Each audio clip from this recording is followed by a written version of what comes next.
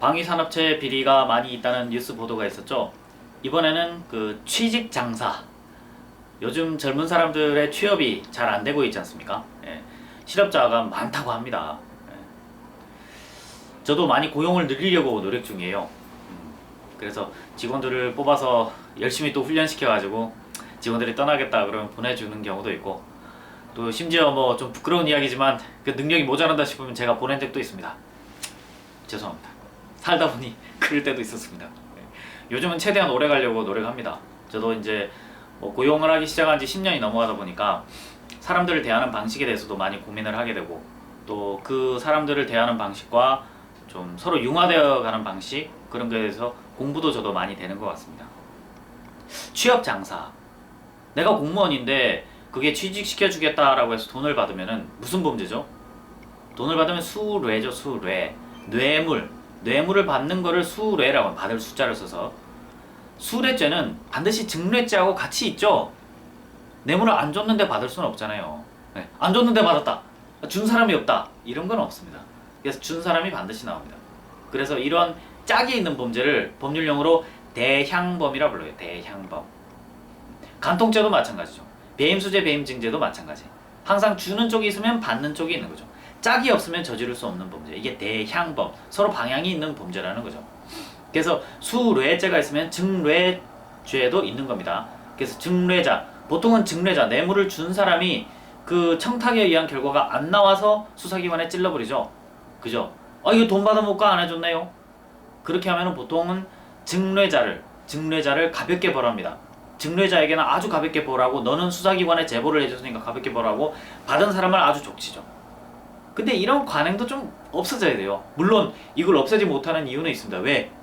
없애지 않고 증뢰자, 즉 뇌물을 준 사람을 엄히해보세요. 엄하게 처벌해보세요. 그럼 준 사람들이 형사기관에 고발을 안 해요. 수사기관에. 그러면 그 범죄는 묻혀서 넘어가요. 묻혀서. 그렇기 때문에 증뢰자, 즉 뇌물을 준 사람이 고발을 해오는 경우에 그걸 관대하게 처벌하지 않을 수가 없어요.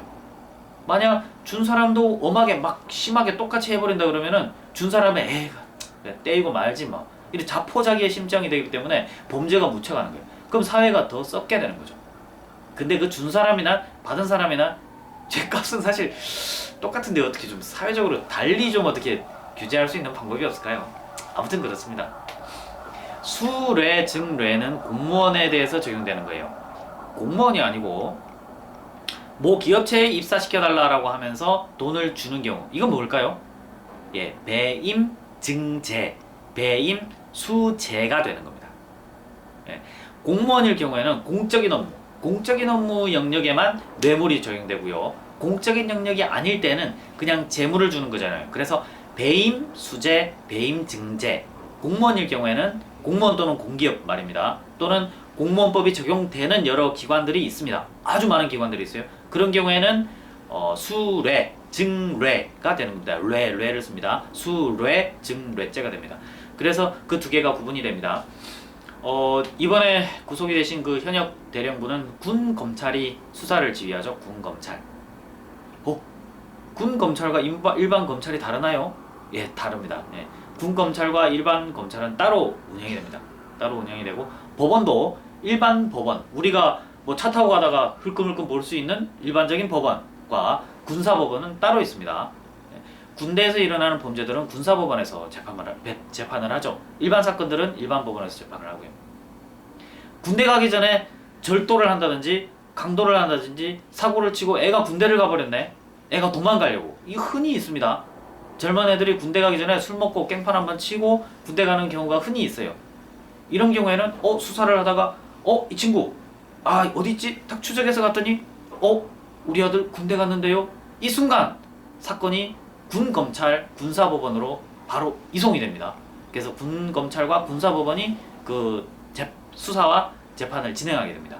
그 절차적 그 변화되는 것도 알아두십시오.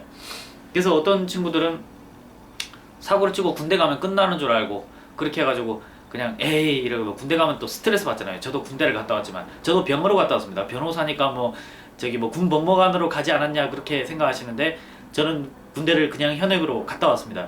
군대에 갔다 와서 사고시험을 붙은 거거든요. 그래서 어린 시절에 저도 군대 갈 때 스트레스 만땅이었어요. 막 안 가고 싶고 젊음을 막 썩이는 것 같고 실제 갔다 왔더니 머리도 많이 멍청해져요. 실제입니다 이거는.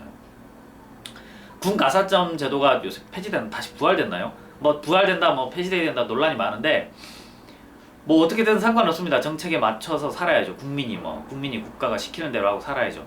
근데 하나는 명확해요. 군대 갔다 오면 머리 나빠집니다. 그거는 명확해요.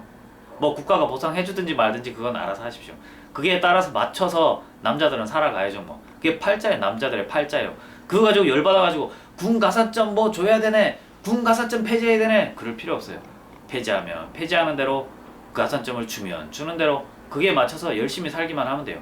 한 가지 명확한 거는 군대 갔다 오면 머리가 나빠진다는 거.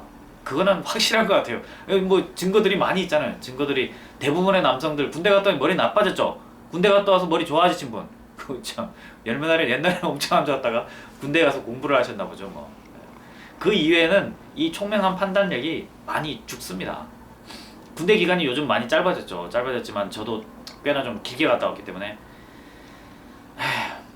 아무튼 군대 갔다 오면 좀 그래요.